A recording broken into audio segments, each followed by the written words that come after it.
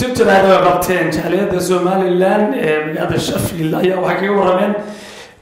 abaabulka iyo waliba shirka ka dhac doona bisha labadeeda maalmaha arbacada ee fadlan u soo haysa abaabulka councilka magaalada Sheffield ku saabsan ama ku aadan arrimaha Somaliland hadalladooda waxaa ka mid ahaa sida tan marka hore jaaliyada reer Somaliland meel kasta oo adduunyada ka joogaan waxaan ugu hambalyeeynaa ama aanu runtii ku faraxsanahay inaan ku wargelino in jaaliyada Somaliland ee magaalada Sheffield ay hawl weyn ka galeen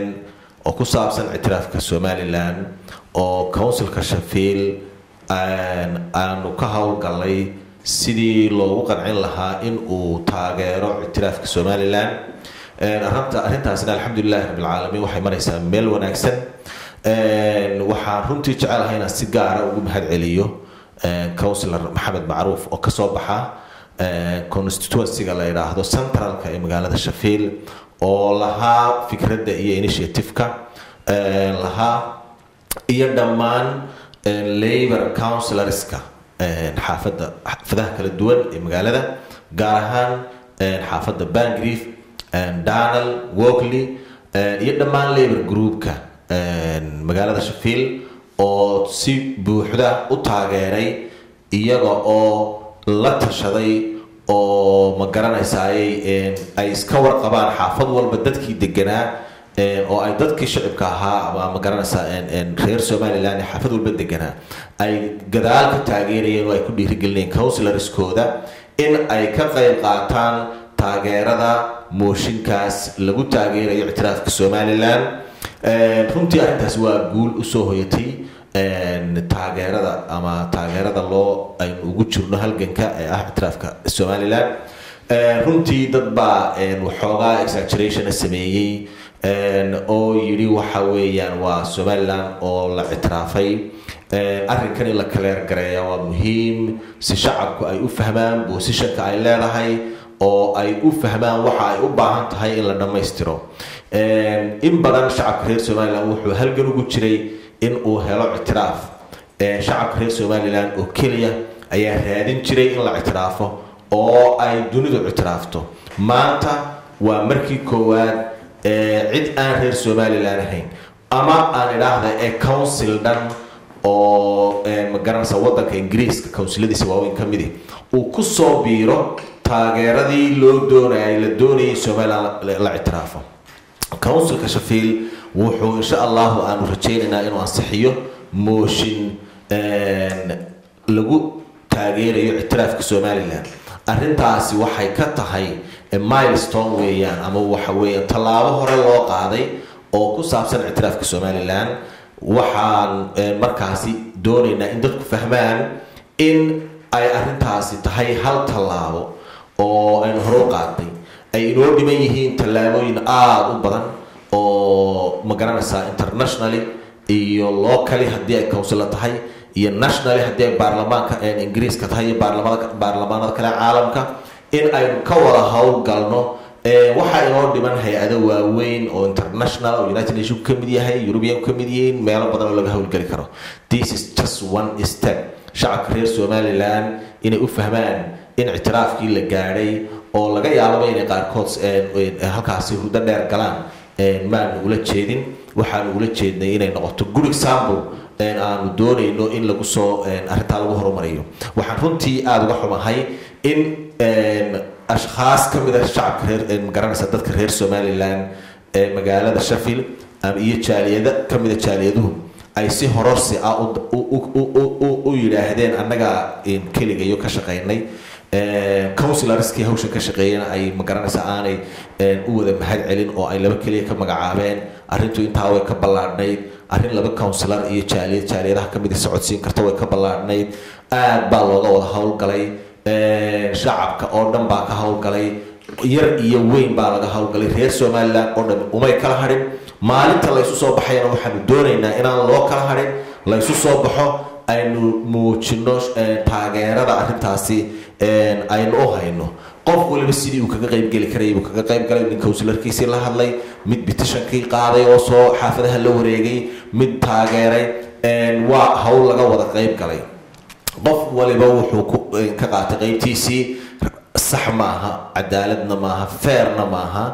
in hawl intaa baaxad leeg qof ama laba qof ama jaaliyadi ay sumcad ku dalbato. It's not right. wixii ay ka qabteen cidina uma diidana waa laga wada hawlgalay cid aan ka hawlgelin ma jirto laakiin arrinkani guul reer Soomaaliland oo dhan wada leeyihiin weeyaan anagu taasaan qabnaa runtii in sax sida ku tahayna waa sida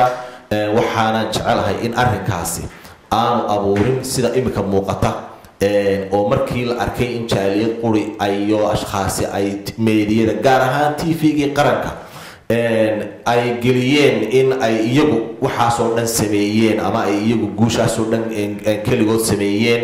ay waxoogaa niyad jab ku abuurtay shacabka waana sababta aan hadda press release kan u qabanayno ama saxaafadeedkan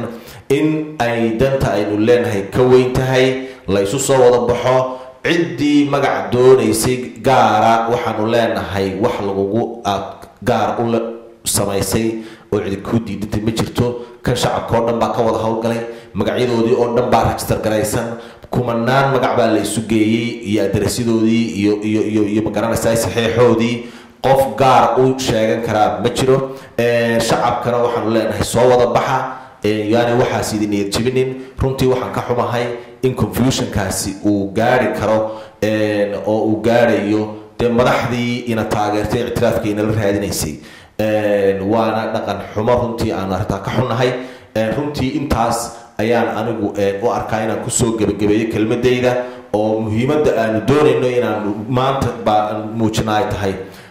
cidayna ku niyad jabin halkii aad hawsha kaga jirtay wad saxeexii iyo taageeradii wad shirkanaha la isugu soo baxo aynu isugu nimaadno wassalaamu calaykum waraxmatullahi wabarakaatu halkan sida uu ka sheegay maxamed dheere waxaanu isugu nimay shirkan jaraa'id inaanu taageero ugu muujino jaaliyadda Somaliland Sheffield waxaanu u mahadnaqaynaa dadka dhammaantood petitionka sameeyay iyadoo aanay wada ahayn soo xataa Somaliland ay yihiin dad cadaan ku jiraan oo dadkan dad Carabeed ku jiraan oo dad nala doonaya Somaliland in la ictiraafo ay ku jiraan sidaas leegna waxaanu ka rajaynaynaa dhammaan jaaliyadaha UK oo dhami oo councilorada inay ku dhiirigeliyaan arrintaas ay u noqoto ku dayasho wanaagsan ay sameeyaan Somalilandna midun baa ka dhaxaysa waxa weeyaan inay ictiraaf helaan nin kasta dhinac kasta ka yimaado ama responsibility gooni ha qaato ama goonida ha sheegto muhiimku waxa weeyaan aynu meel ka soo wada ridno ama aynu meel uga dagaal galno ictiraafka Somaliland Sheffieldna waxaan ugu mahadinaynaa councilorada laborka khaasan waliba jira qaar green oo iyaga laftoodu ay aan maqlay inay iyana la socdaan waxaan gidigoodba waxaan ugu mahad celinaynaa inay naga aqbaleen inay arintaa geeyaan councilorka ay geeyaan maalinta Arbacada ah dadkana waxaan ka codsanaynaa dhammaantood inay isugu yimaadaan gidigood yar iyo weyn effortka aynu sameynayna ilaahay waxaan ka rajaynaynaa inaynu ilaahay nagu guuleeyo wassalaamu calaykum waraxmatullaahi wabarakaatu السلام عليكم ورحمة الله وبركاته ما أنت وحنا هالكن أنا كوكا شركة جرايد أنا جوا كوميونتي الصومالي لان إيشافيل وحنا باقة أقدر نملك ستوي هورت الصومالي لان أي شوكتو باقة أي أقدر إياه وحنا كهذا يقضب كقولي أنا كهذا يا ما أنت هالكن أنا سكولي محويا قضية الصومالي لان تذكري ملها قضية الصومالي وحلا ومد الصومالي لان أقدر waxaan halkan si jahadka aan ugu qabanay waxa weeye TV-ga qaranka oo sheegtay niman ka mid oo reer Sheffield oo community gaar ah haysta in qadiyada Soomaaliya ay ka mas'uul yihiin taana raali kama nihiin community-ga Somaliland ee Sheffield oo dhan ayaa arrinkan u babacdigay ka shaqeeyay u halgamay ilaa saddex xusbi qaran ee jamhuuriyadda Soomaaliya ka dhisan ayaa ku midoobay oo arrinkan guul ka gaaray hawshaas إلى إنجليز إنه مقرأ أينو كقارني مركب وحنا هاي إنه أفكار شركته وحارة قضية الصومالة ومدى الصومالة أي كذا حيسا شخص مرها كوه مرها صومالة عياله اعتراف الصومالة ملك استا oo ay nagu gelisaan waanu gelaynaa waanu taageersanahay waanu kusoo dhaweynaynaa cid kastoo somalilan maalinta arbacadana ha la iskugu yimaado qadiyadeena halkaa laga sheego. assalaamu calaykum waraxmatullaahi wabarakaatu. waxaan halkan shirkan jaraa'id aan ku qabanay waxaan horta salaamayaa dhammaan somalilan dadka somalilan dalka ama dibad ha joogaan ama halkan ha joogaan ama gudihi ha joogaan. waxaan u rajeynayaana barwaaqyo bashbash iyo nabadgelyo iyo ictiraaf iyo nabadgelyo. markaan intaa dhaafo waxaan iyagana aada iyo aada ugu mahadnaqayaa dadka soo abaabulay butashikan caddaan iyo somalilander iyo muslim iyo cod waliba way ku jirtay taana iyagana waan mahadnaqayaa. waxaan laakiin aada iyo aada uga yar xumahay wixii laga dhexeeya in la kala jiito oo la kala jiito la kala horsado wax dadka ka dhexeeya oo somalilan dhan u yaalla hawl somalilan dhan u taalla in la kala jiito amba la kala jiito waa arrin aan wanaagsanayn oo waxyaabaha dib inoo dhigay had iyo jeer ale inagu rabashka dagaalada iyo rabashka iyo dhibaatada waddankeena ka taagan waa kala jiidashada in laba qofoo hawl wada oo mid la cararo oo yidhaahda aniga hawshan iska leh. marka waxaan ka rajeynayaa aan aada iyo aada uga rajeynaya reer Sheffield inay midoobaan arrinka aynu midowno aan la kala jiidan sida ugu wanaagsanna aynu uga qayb galno rag iyo dumar caruur iyo xoole inaynu sida ugu habboon aynu kaga qayb galno. markaynu inagu isku duubnaanaaba aynu dadka kale ay wax inoo qabanayaan laakiin haddaynu kooxba in meel ula cararto inaguna waxbana cid inoo qaban mayso inaguna ceeb waynu ceeboobaynaa. marka waxaan aada iyo aada ugu talinaya inaan nala kala cararin hawsha la wada leeyahay ee meel looga soo wada jeesto.